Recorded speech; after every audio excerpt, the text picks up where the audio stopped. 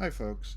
So today I thought I'd talk about the weather. I was planning on going to a different island this morning, but I've checked the weather and changed my mind and decided to stay in place. And here's why.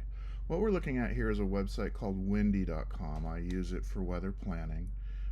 It's showing us the whole world, and you can see that there's a storm in the North Pacific, you can see there's some storms in the Atlantic, but otherwise we have fairly normal tropical weather going around the world. When we zoom into where I am, which is right here, that's Prisoner's Cove, my plan for the day was to go over here to Beecher's Bay or to go all the way over to Gaylor Cove here. You can see that the wind gets higher.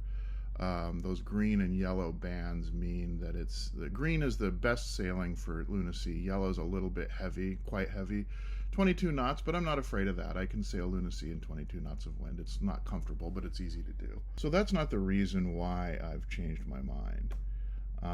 We've just got normal 5 knot winds. These are even low. This little cove is very protected. You can kind of see that on the map. But these offshore winds get pretty high pretty quickly.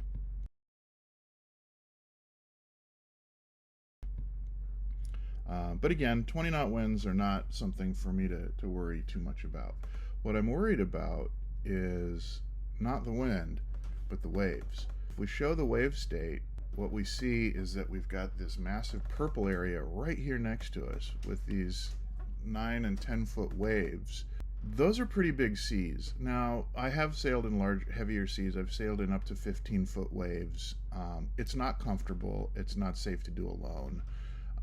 And it's something that you avoid because basically a gentleman never sails to weather. And if we look here, we can see that it's getting very close to San Miguel Island. In the harbor, it's got 6-foot waves. Those are too high for anchoring.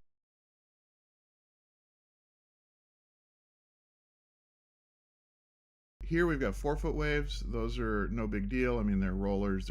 Might keep you up at night, but they're not gonna create any kind of real problem.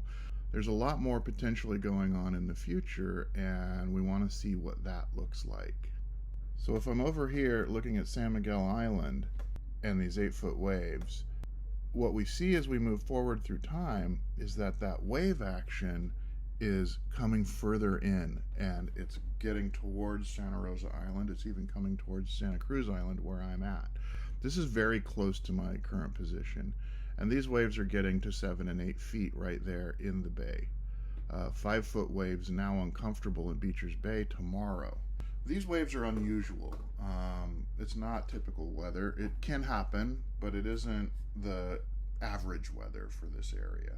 So the right thing to do, as I see that wave front is retreating on late Friday, is to wait here and move over there on Saturday instead. You can see that this wave action is coming from this big Pacific storm, throwing off these kind of stormlets that then break off and move into nearer shore areas where they eventually evaporate against the land. This is how you do weather planning.